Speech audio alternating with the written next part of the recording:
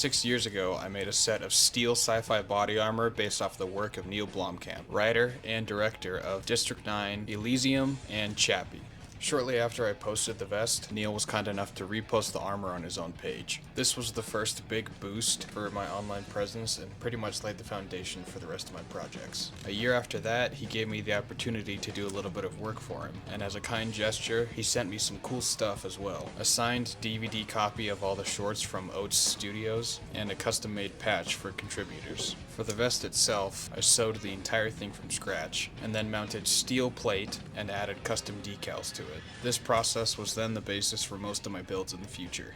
Over the next 3 years, I made a few more sci-fi vests, tactical vests inspired by Tarkov, and then tons and tons of Mandalorian vests.